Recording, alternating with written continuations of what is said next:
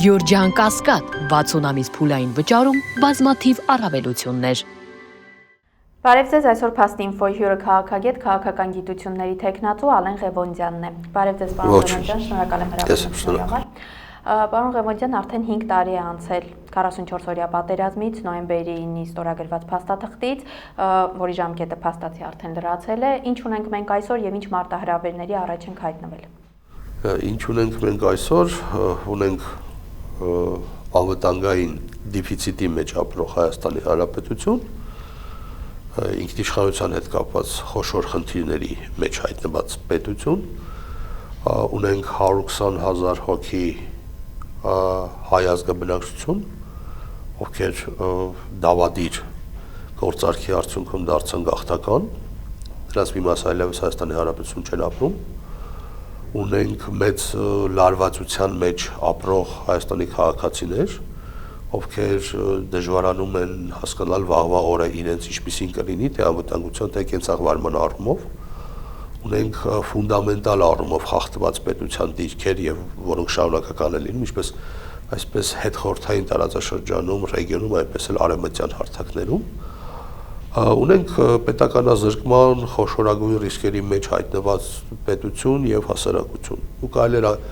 երկարացնել ցուցակը, բայց ես կարծում եմ երևի ֆունդամենտալ առումով էս վիճակն է։ Ինչ մարտահրավերներ, մարտահրավերը եւ հիմնական սպառնալիքը Հայաստանի գոյութենական սպառնալիքը, որքան էլ որ տարօրինակ է, դա Ադրբեջանը չի, դա Թուրքիան չի, Հայաստանի գործող իշխանությունն է, որովհետեւ որտեղ գրվել է մի քաղաքականություն, որը վաղուց է որտեղ գրվել, որ Հայաստանի շահերը սպասարկելու են ադրբեջանական թուրքական նարատիվներն ու նպատակները եւ դրանք արվում են բացահայտ մանիպուլյացիաներով եւ այլն, բայց այդ ամենը արվում է բացահայտ։ Առաջ է քաշվել գոյութենական այնպիսի սպառնալիք, ինչպիսին սպառողական հայն է, նրան տվել են իրական Հայաստանի գաղափարախոսություն, փաթեթավորում, որտեղ Հայաստանի քաղաքացին ազգությամբ հայ է, այլևս ինքնություն չպիտի ունենա, որտեղ ինքնություն չունեցող հասարակությունները հեշտ են կառավարվում եւ իրենք դադարում են հասարակություն լինելուց, դառնում են զանգված, ամբողջ եւ այլն եւ այլն։ Այսինքն իրենք շատ հեշտ են մտնում տարբեր այսպես ազդեցությունների դաշտեր եւ այլն եւ այլն։ Ունենք այս իրավիճակը եւ այս պահի դրությամբ ասել, որ առարկայական լուծումներ այս պահին ասֆալտի վրա կամ հանրային դիսկուսի տեսանկյունից ես չեմ տեսնում, որովհետեւ ավելի շատ մեր մոտ քաղաքական դաշտում դիրքավորման, այսպես ասած, փուլ է եւ մարդիկ պատրաստվում են 26-ի ընտրություններին, իդեպ դրանք կարող են նաև լինել արտահերթ, որովհետև իհարկե չեն կարող հիմնավոր փաստարկ բերել, բայց մենք ունենք ընդհանրապես մի հանգամանք, դա գործող վարչապետն է եւ այդ հանգամանքը ենթադրում է, որ ամեն պահի ամեն ինչ կարող է տեղի ունենալ։ Պարոն Ղևոնդյան, 2020 թվականի նոյեմբերի 9-ին ստորագրվեց փաստաթուղթ Հայաստանի, Ռուսաստանի, Ադրբեջանի ղեկավարների կողմից 5 տարի ժամկետով, փաստացի նաև լրացել է դրա ժամկետը եւ ինչպես դուք նշեցիք, մենք պատրաստում ենք ընտրությունների եւ իշխանությունները դրան գնում են ճակերտավոր խաղաղության օրակարգով, որը իբրև թե բերվել է օգոստոսի 8-ին արդեն Ամերիկայում Հայաստանի, Ամերիկայի եւ Ադրբեջանի ղեկավարների կողմից ստորագրված ինչ-որ մի փաստաթղթով։ Նախ նոյեմբերի 9-ի փաստաթուղթը հնարավորություն էր, չլինելու այն վիճակում, ինչ որ ես նշեցի, բայց Հայաստանի գործող ղեկավարությունը ամեն ինչ արեց, որ այդ փաստաթուղթը մեռնի։ Ավելին ասեմ, այնտեղ կեղծիքներ հնչեցվեցին, որ այսպես ասած կոմունիկացիոն բացման էլեմենտից ակնհայտ ցույց, ասում եմ, այդպեսի բան չկա գրած, փաստաթուղթը իդեպ հասանելիություն ունի համացանցում։ Ասեմ ավելին, նախատեսված չէր, որ այդ փաստաթուղթը պետք է ստորագրվի, որովհետև 44-օրյա պատերազմը, իդեպ որը պլանավորված էր շատ շուտ, իդեպ մինչև 18 թվականը, խնդիր ուներ իր առջև Ռուսաստանին ռեգիոնից դուրս մղել, որովհետև ռեգիոնի հետ կապված կան ռազմավարական շահեր։ Այդ 18 թվականի ճակերտավոր հեղափոխություն կոչող բեմադրությունը ինքը ուներ թե ներքաղաքական պրիզմա, հարթակ, թե արտաքին քաղաքական գեոպոլիտիկ, այսպես պրիզմա։ Հետագայում ինչ տեղի ունեցավ։ Տեղի ունեցավ նախաձեռնողականության փոփոխություն, չէ՞։ Այսինքն այն process-ները, որ նոյեմբերի 9-ի շրջանակներում ենթադրելի Ռուսաստանի ակտիվ ներգրավվածությամբ միսուարյուն էին ստանում այս կամ այն կերպ, հետագայում փոխարինվեց այդ թվում նաև հիմնականում հայկական կողմի այսպես նախաձեռնությամբ արևմտյան տարբեր բանագնացներով, միջնորդներով, ինչով որ Հայաստանի ղեկավարը 22 թվականին Պրահայում ճանաչեց Արցախը որպես Ադրբեջանի մաս, դրանից հետո իրավիճակը երկու գլխի վար շրջվեց։ Վերջի կետը, որ կենսունակ էր նոյեմբերի 9-ի փաստաթղթի մեջ, դա կոմունիկացիոն էլեմենտն էր, որովհետև մնացածը 22 թվականից հետո եւ հետագայում արդեն նաեւ 23 թվականից սեպտեմբերից հետո դարձել էր առ-ոչինչ, այսինքն իրավունքի տեսանկյունից փաստաթուղթը կար, բովանդակության տեսանկյունից ինքը բացակայում էր, որովհետև սուբյեկտների եւ օբյեկտների այլևս չկային, իսկ նկատի Արցախը չկար, Արցախի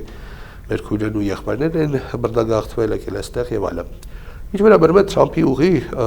այսպես fake թեմային, այն իմաստով fake, որտեղ նախաստորագրված պայմանագիրը իրավական միջազգային իրավունքի տեսանկյունից ուժ բովանդակություն չունի։ Դա ոնց բլանկի վրա բարի ցանկություն է երեք պետությունների այսպես ներգրավվածությամբ, ընդ որում Թրամփը կամ ամերիկյան կողմը երաշխավոր չի այդ փաստաթղթի համար։ Այստեղ նշված են կետեր, որոնք հետագայում կարող են ամենատարբեր կերպ օգտագործվել եւ կարող են նաեւ խնդրահարույց իրավիճակներ ստեղծել, օրինակ այդ կետերից որևէ մեկի խախտումը, իսկ դա այդ նախաստորագրումը չի ենթադրում պարտադիր պարտավորվածություն, որ դու պետք է հետևես դրան, կարող է պատճառ հանդիսանալ օրինակ ռազմական գործողությունների համար։ Ես տեսական սցենար եմ ասում, բայց այսօրվա դրությամբ Ադրբեջանը այդպիսի օրակարգ չունի, ինչի, որովհետեւ այն ինչ որ կարողանում է ստանալ խաղաղ ճանապարհով, հիմա չի ռազմական ճանապարհով, հակառակը ինքը կարողանում է ճիշտ բրենդինգ անել, ճիշտ PR անել եւ օրինակ Թրամփի օգնականի վերջին ձևակերպումները Ալիևի մասին, դրանք միայն գովեստի խոսքեր էին, որ Ալիևը խաղաղություն է ցանկանում, Ալիևը չի ցանկանում ուրիշի հողը եւ այլն, Ուիտկոֆի մասին է խոսքը։ Ինչ ասել խաղաղություն, այո, այդ խաղաղության օրակարգը բավական լավ աշխատող օրակարգ է, բայց արդյոք խաղաղություն կա եւ ինչ է ասել խաղաղություն, հա։ Հիմնական փաստարկը, որ գործողները ներկայացնում են, ասում են, որ սահմանին զինվորներ չեն սպանվում։ Իսկ դուք գիտեք սահմանային այսպես սահմանային դիրքային հարաբերակցությունը ինչպիսին է։ Գրեթե բոլոր տեղերում ադրբեջանցիները բարձր են, մենք ցածր եւ միջսահմանային հատվածներն մոտ 20-50 մետր է։ Այսինքն այդտեղ ընդհանրապես խոսել անվտանգության մասին, սահմաններ ունենալու մասին, դա ֆիկցիա է, հա։ Երկրորդը Ադրբեջանի եւ Իրանի միջև տարվա մեջ մի քանի անգամ սահմանային միջադեպեր են տեղի ունենում եւ երբեմն նաեւ զինվորներ են սպանվում։ Ինչ է նշանակում Ադրբեջանն ու Իրանը պատերազմի մեջ են, այնտեղ խաղաղություն չկա, իհարկե կա։ Այսինքն մանիպուլյացիան ծանր հոգեբանական իրավիճակում գտնվող հասարակության համար բավական լավ կերակուր է դարձել եւ մարդիկ ուզում են այդ խաղաղությունը, բայց այդ խաղաղության պայմաններում հնարավոր է պետությունները անեքսիայի ենթարկել փափուկ առանց պայթյունների, առանց փամփուշտների, կրակոցների գալ վերցնել այդ պետությունը ներսից, որը եւ մեծ հաշվով հենց հիմա տեղի ունենում, որովհետեւ պատերազմելու իմաստ էսպահիդրությամբ չկա, բայց կա Արևմտյան Ադրբեջանի ազգային գաղափարը, որը առաջադրել է Ալիևը հերթական իր իշխանությունը լեգիտիմացնելու տեսանկյունից եւ նաեւ կներեք մարդիկ հստակ պրետենզիաներ ունեն, հավակնություններ ունեն Հայաստանի Հանրապետության հողերի նկատմամբ, իր խոսքերով բազմաթիվ անգամներ հնչեցվել, փորձելու են հանրային սեկտորի միջոցով Հայաստանը վերցնել ու դա ի զգալի մասով աջակցություն է ստանալու Հայաստանի Հանրապետությունում։ Առնվազն մի քանի էլեմենտ ասեմ, Հայաստանը ձեռք է բերել տարբեր տիպի զինտեխնիկա, ռազմական մեքենաներ, որոնք պատերազմական նշանակության չեն։ Դրանք ներքին գործերի բալանսի վրա են նստելու, այդ ֆրանսիական բաստիոններն, գիտեք ինչ են ձեռք բերել։ Հավանաբար ձեր մոտ էլ եմ ասել այդ մասին, որ երբ որ ադրբեջանցիները հետ գան, էթնիկ բախումների ժամանակ դրանք օգտագործեն։ Այն վիճակը, որ ինչի մեջ հիմա մենք գտնվում ենք, շատ նման է Բաթումի, կարծեմ, պայմանագրին, որտեղ նշված է, որ Հայաստանը առհասարակ բանակ չպիտի ունենա։ Բանակ չունենալու էլեմենտներից մեկը ո՞րն է։ Պոպուլիստական, նախընտրական տարում դա ծառայության ժամկետի կրճատումն է։ Դա կապիտալ ծախսերի նվազեցումն է, բանակային, ռազմական ծախսերի մասին եմ ասում։ Ոսկե չէ որ մենք խաղաղության ենք գրում, ինչ բանակ։ Մեր տիպի ռեգիոններում եւ աշխարհում առհասարակ կա խաղաղության երկու այսպես տարբերակ եւ սցենար։ Դա անվտանգության ապահովման երաշխավորված սցենարն է, որը իրականություն է դառնում կամ ուժային բալանսի միջոցով, երբ որ process-ի մեջ ներգրաված են տարբեր խաղացողներ ու դու կարողանում ես այնպիսի վիճակ ստեղծել, որ հարձակման ուժերը հարձակումից առաջ շատ երկար են մտածում հարձակվեն, թե չէ, որտեղ կորուստները կարող են լինել ահռելի մեծ, եւ երկրորդը դա պետության ռազմատեխնիկական եւ ռազմաքաղաքական հզորության ավելացումն է։ Այս մակարդակում առավել անհատապես ուրիշ ճանապարհ խաղաղության համար չկա։ Մնացած բոլոր մոդիֆիկացիաները դրանք միֆ են, Հայաստանի պարագայում դրանք մանիպուլյացիա։ Հասարակության ծանր իրավիճակում այդ էմոցիոնալ լարերի վրա խաղալը գործող վարչապետի մոտ սովորաբար լավ է ստացվում։ Պարոն Ղևոնդյան, Նիկոլ Փաշինյանը խոստացել է մինչև տարվա վերջ հրապարակել իբրև թե խաղաղության բանակցությունների փաստաթուղթը։ Հարց է առաջանում, եթե 3 տարի քննարկվում էր, թե ի վերջո ինչ է պարունակում այդ փաստաթուղթը, հիմա ինչու է Նիկոլ Փաշինյանը որոշել հրապարակել այդ փաստաթուղթը, դրա հրապարակումը կամ չհրապարակումը ինչ հետևանքներ կարող է ունենալ։ Ես այդ դիսկուրսին շատ հորետեսորեն եմ մոտենում, որովհետև Արցախի հանձնումը օրը ցերեկով բոլորի աչքի առաջ տեղի ունեցավ, այդ ու նաև ընդդիմադիր շրջանակների հանրային եւ քաղաքական գործընթացները այն ծավալով եւ այն կերպ չզարգացան այդ օրը, որպեսզի իրավիճակը գլխի վայր շուռ գար։ Հիմա մի փաստաթուղթը կհրապարակի, երկուսը կհրապարակի, ով էր ճիշտ, ով էր սխալ, հանրային վերաբերմունքի տեսանկյունից որևէ բան մեծ հաշվով չի փոխվելու, որովհետեւ իդեպ ասեմ հասարակությունը շատ հստակ հասկանում ով է։ Այստեղ հավանաբար այլ խնդիր կա, հավանաբար ընդդիմադիրների հետ կապված, ընդդիմադիրների միջև հավանաբար կա խնդիր, ով ավելի լավ է բանակցել, ավելի վատ չի բանակցել կամ չգիտեմ, մեծ հաշվով դա ոչինչ չի փոխելու։ Ինչ պիտի փոխի։ Արցախն են հետ բերելու, ինչ գործիքակազմ են օգտագործելու, ով է այդ Արցախը հետ բերելու, ընդհանրապես այդ օրակարգը այս պահի դրությամբ ժամանակավրեպ է։ Այդ մասին ավելին ասեմ, պետք է շշուկով խոսել եւ պլանավորումներ ունենալ, բայց չհանրայնացնել, որովհետեւ ամեն ինչ իհարկե գեոպոլիտիկայի տեսանկյունից կարող է փոխվել, հետագայում իրավիճակի փոփոխման պայմաններում կարող են այսպես վերադարձի իրավունքի եւ այլնի հետ կապված հարցադրումներ անել, միգուցե դա միսիոանոց ստանա, բայց ներքաղաքական դիսկուսի տեսանկյունից դա ընդհանրապես ուղղակի պոլեմիկա է։ Ինք ասելու է դուք եք դավաճանը, մյուսներ ասում են դու ես դավաճանը, դրանից ոչինչ չի փոխվում։ Մեծ հաշվով, հա, որովհետև մենք այսօր դրությամբ ավելի ֆունդամենտալ խնդրի առաջ ենք, պետություն ունենալ չունենալու մասին ենք խոսում։ Իսկ ինքը ամրոցի դռները բացել է ու ներս են գալու։ Ավելին ասեմ, իմաց արդեն ներսում։ Վերջին շրջանում Նիկոլ Փաշինյանը խոսում է նաև Արցվաշենի մասին եւ ինչ է նշանակում նրա այս խոսույթը, որ նոր ներդրվել է կրկին քաղաքական, ուրեմն ներքաղաքական կյանքում մեր, մանավանդ որ նկատի ունենանք, փորձագետները ահազանգում են, քանի որ ասում են, որ Ադրբեջանը անկլավներն է պահանջում, հիմա Նիկոլ Փաշինյանը Արցվաշենը 4 անկլավների դիմաց այսպես խոսույթն է հանրայնացնում։ Նախ անկլավների թեման շատ վաղուց թեմա է, դա մինչև պատերազմի թեմա էր։ Դեռ 2019 թվականին մարզային ասֆալտապատման ծրագրի միջից հանվեց Տիգրանաշենը, որովհետև իրանք հասկանում էին, որ այդ հողը վերադարձնելու են, հետևաբար ինչի այսպես կոչված ճակերտավոր ադրբեջանական հողը ասֆալտապատի։ Հասկանում եք, ես ինչ ասում, մինչև պատերազմի մասն եմ։ Որովհետև պրոցեսների մասին կա նաև ոչ քաղաքական այլ ինդիկատորներ եւս։ Այո, բոլոր անկլավները, կարծեմ դրանք 3-ն են, վերադարձվելու են, հրապարակային դիսկուսի տեսանկյունից Արցվաշենը ենթադրելիորեն միգուցե վերադարձվի Հայաստան։ Այդ դեպքում հարց առաջանում, բայց Ջերմուկի հատվածում, Գեղարքունիքի հատվածում, Սոտքի հատվածում այդ տարածքները, որ Ադրբեջանը բռնազավթել է, բայց այդ տարածքների ապագան ինչպիսին է լինելու, թե միայն տարածք վերադարձնելը Հայաստանի դիրքերից համոթել։ Վստահեցնում եմ Ադրբեջանը մի թիվ հող չի վերադարձնելու։ Ինչ վերաբերում է Տիգրանաշենին, որտեղ ես կկենտրոնանամ հենց իր վրա, Արցվաշենի ու Տիգրանաշենի ռազմավարական նշանակությունը տարբեր է։ Աշխարհագրորեն է տարբեր։ Հայրենիքի հողը հող է, բայց նշանակությունը տարբեր է։ Տիգրանաշենը գտնվում է հյուսիս-հարավ ճանապարհի վրա, այդ ճանապարհը անցնում է այդ հատվածով։ Հողի վերադարձ ինչ է նշանակում։ Փորձեմ քիչ մանրամասն ասել, որ մարդիկ հասկանան ինչ process է տեղի ունենալու։ Նախ զինված ուժերի ստորաբաժանումներ են տեղակայվելու ադրբեջանական։ Սահմանապահ ստորաբաժանումներ, մաքսայիններ, հարկայիններ, որովհետև այդտեղ տնտեսական գործունեություն է տեղի ունենալու, այսինքն լոգիստիկ process-ներ, թե հայկական, թե իրանական մեքենաների եւ բեռնատարների վրա։ Պետք է հասկանալ, որ եթե մենք այդ հողը հանձնում ենք, դա դառնում է Ադրբեջանի տարածք, իր սահմանադրությամբ, իր օրենսդրությամբ։ Այսինքն ցանկացած հայկական մեքենա, որ մտնելու է այդ տարածք, նախ կարող է թույլ տան, կարող է թույլ չտան, այդ մեկ, սա հատուկ Սյունիքի եւ Վայոց ձորի մեր հայրենակիցների համար եմ ասում, ինչպես նաև Արարատի մարզի, եւ երկրորդ, իրենք կարող են ձեզ խուզարկել, հիշում եք Լաչին, ոնց էին գնում Ղարաբաղ, ադրբեջանցիները որոշում են դու կգնաս, թե դու չես գնա, կնկարես, թե չես նկարի, դա արդեն Երևանից մի քանի կիլոմետր հեռավորության վրա։ Գումարած օրինակ Հայաստանը ուզում է հյուսիսից ուզում է հարավ զենք տանի, արդյոք Ադրբեջանը թույլ է տալու, իհարկե ոչ։ Դուք դառնում եք Ադրբեջանի շահերի, կամայականությունների, որոշումների գերի եւ այդ ամեն ինչը իրականացնում է գործող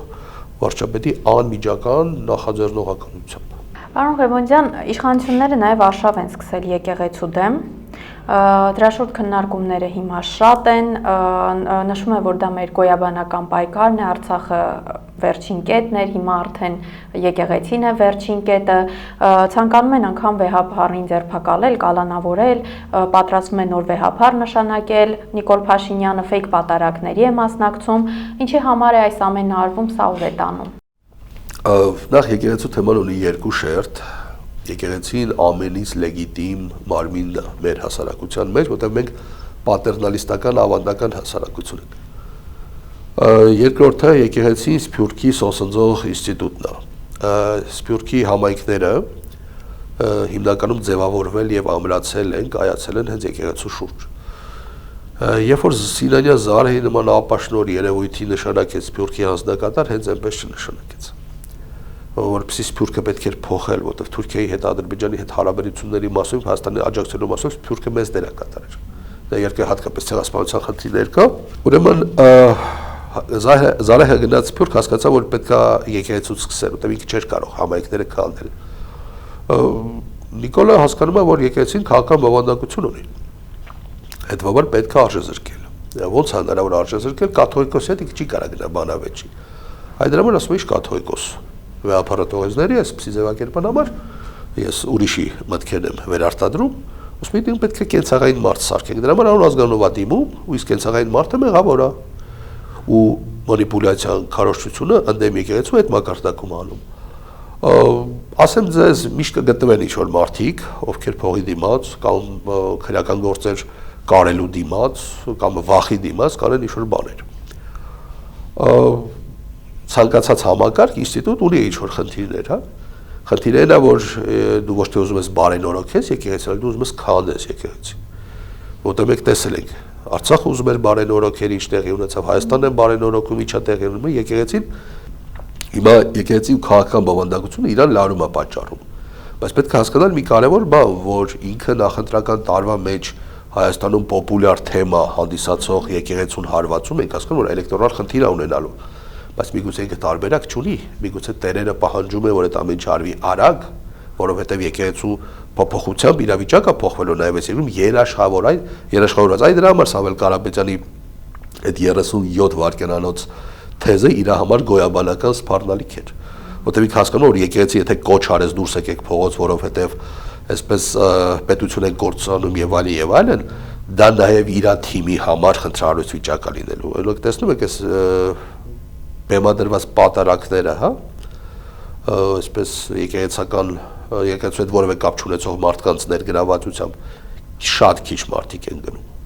որտեղ այնուամենայնիվ մարդիկ գոյաբանական առումով հասկանում են, որ սա հարամ է, այսինքն կեղծ սրբապիղծ իրավիճակ, իսկ իրենք չեն ուզում այնուամենայնիվ, որովհետև իրենց հայկական ինքնագիտակցության մեջ եկեղեցու եւ քրիստոնեության դերը էական մեծ է։ Ու պետք է հասկանալ նաև այստեղ ուրիշ մի բան, որ խնդիրը նաև առաքելականության դեմ է եւ դա գլոբալ պայքարի հետ է կապված։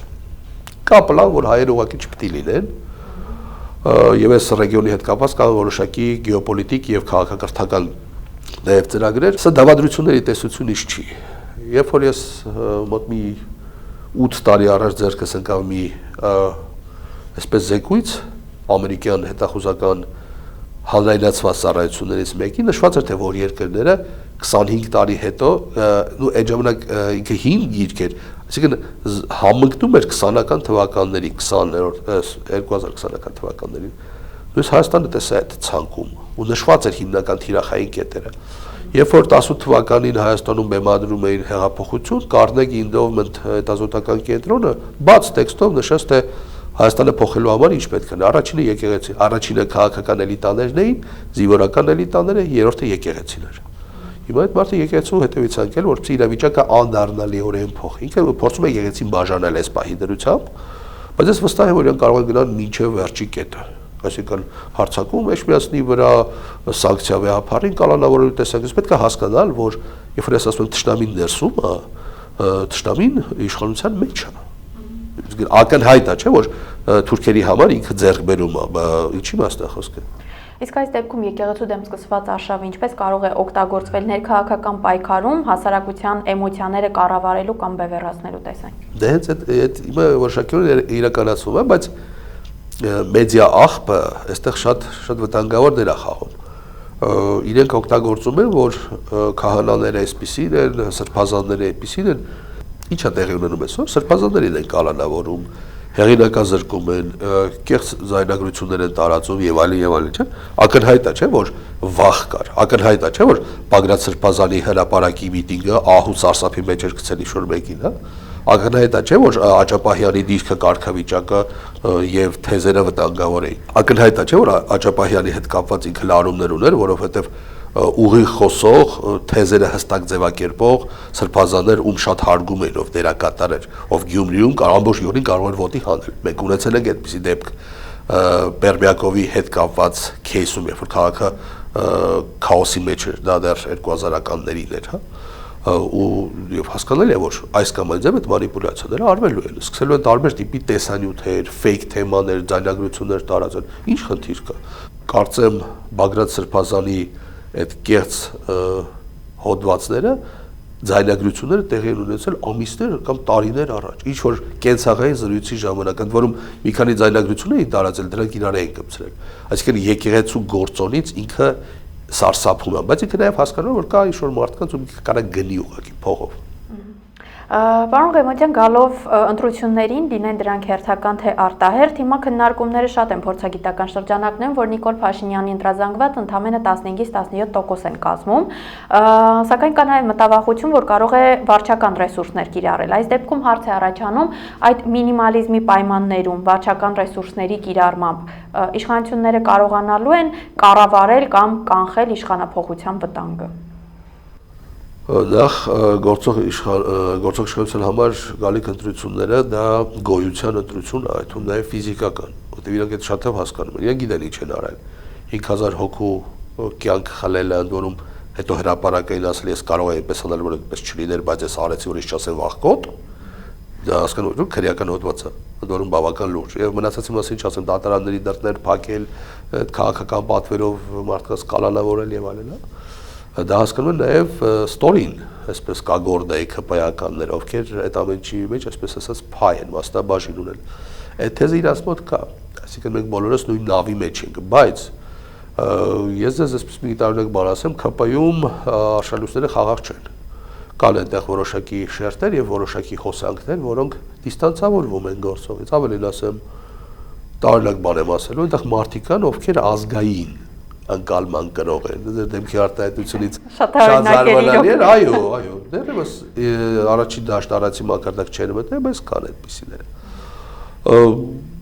Ունենք վիճակ, որ վարչական ռեսուրսը հնարավոր բոլոր սահմաններով փորձելու են իրացնել։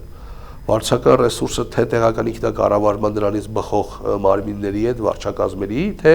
ուժայինների մասով, հա։ Կա մեծագույն հավանականություն, որ օրինակ հայամետ վերջերս գրանցված, այսպես մեր ձևով շարժման կուսակցությունը կարող են նաև չգրանցել,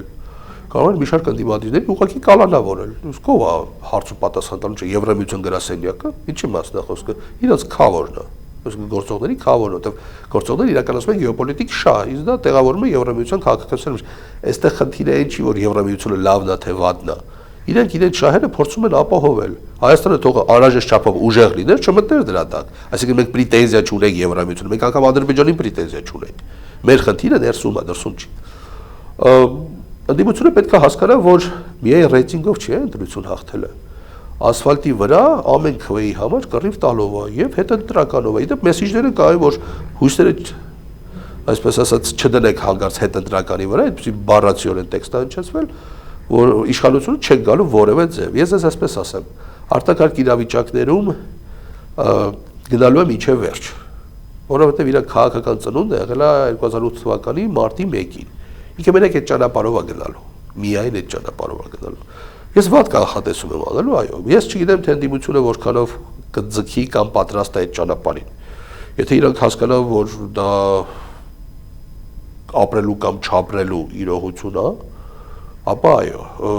հետընտրական երաշխավորված լինելու է, երաշխավորված լինելու։ Բայց այստեղ ուրիշ խնդիրներ կան, ընդդիմությունը ովքեր են։ Եվ արդյոք այդ ընդդիմությունը անհրաժեշտ մոբիլիզացիայի պատրաստ է գնալ։ Ունեն ռեսուրս, իհարկե ունեն ռեսուրս։ Պատրաստ են իրենց ամբիցիաները ծալել դնել, ընդդեմ Նիկոլի օրակարգով գնալ։ Այդ մեկը խիստ կասկածում եմ։ Եվ վերջում պարոն Ղևոնդյան փորձենք հասկանալ նաև դուք նշեցիք, չգիտենք թե ընդդիմությունը ով կամ ովքեր են, շատ լավ, բայց ամեն դեպքում ընդդիմությունը ինչպես պետք է դիրքավորվի։ Ընդդիմությունը պետք է առաջարկ անի քաղաքացու, որ երբ որ Նիկոլը խոսում է խաղաղության մասին, կես խաղաղության մասին, որ ուզում է ծախի ձեր վրա, մենք արժանապատիվ երաշխավորված խաղաղություն ենք բերելու, որ այդ երաշխավորված խաղաղության հիմնական երաշխավորը բանակ ունենալն է, մեկ գործընկերների հետ ճիշտ հարաբերությունն է, երկուս փոքր պետությունները մեր տիպի ինքնիշխան երբեք չեն լինում, որևէ աշխարհի կետում, հա, երկու ավել կամ պակաս ինքնիշխան պետություններ կան, դա Սինգապուրն է մեկը Իսրայելը։ Տեսնում եք, չէ, ռազմական բյուջեները ինչ ծավալի է եւ ում հետ ինչ դաշնակցային հարաբերություններ ունեն։ Դա արդեն գլոբալ իրողությունների հետ է։ Մենք իհարկե չենք կարող ձգել, հետեւաբար մերը դիվանագիտական բազմաչափ հարաբերություններն են։ Մենք ասֆալտի վրա չպետք է կտրվենք, հա։ Եվրամիության շահերի սպասարկող ռեգիոնում ով է, իրանք բացահայտ ասեցին Թուրքիան է։ Թուրքիայի հետ մենք ինչ հարաբերությունների տիրույթում ենք, այո, մենք պետք է կարգավորենք հարաբերությունը, բայց երբ որ դու ծնկած ես, իսկ Թուրքիան վերևից է քեզ ընդդուս կանաս իր հետ միջազգային իրավունքի տեսանկյունից էլ հարաբերվել, դու իր հետ հարճի կարգավիճակում ես հարաբերվելու։ Հիմա գործողները հենց այդ հարճի կարգավիճակում էլ պատրաստ են հարաբերվել միայն թե իշխանության մնան։ Ընդդիմությունը պետք է հասկանա, որ խաղաղության ու ուժի զուգադրման օրակարգով պետք է գնան։ Որտեվ քաղաքացին հո հիմար չի, հասկանում է, չէ՞ որ առանց անվտանգության ինչ խաղաղության մասն է խոսքը։ Մարդկանց պետք չի թերագնահատել, մեկ էլ մարդկանց պետք չի վիրավորել, որ այս ժողովուրդը մեղավոր չի, ժողովրդին պետք է ճիշտ առաջարկ անել, որ այդ մարդիկ հավատան, միգուցե այդ հավատել դուք եք կորցրել, հնարավորություններ միանշանակ կան, բայց պետք է ապրելու կամքը գերակայի, ոչ թե երբեմն ինտրիգները կամ փոխաշխատելու մարմաճը։ Շատ լավ, շնորհակալ եմ հարցադրության համար։ Այսօր իմ հյուրը քաղաքագետ քաղաքական գիտությունների թեկնածու Ալեն Ղևոնդյանն էր։ Փաստինֆոյի հաղորդումներին արագ հասանելիություն ունենալու համար կարող եք բաժանորդագրվել YouTube-յան մեր ալիքին։ Համախմբենք եւ փրկենք հայրենիքը ներքին ու արտաքին թշնամուց։ Մինչ նոր հանդիպում։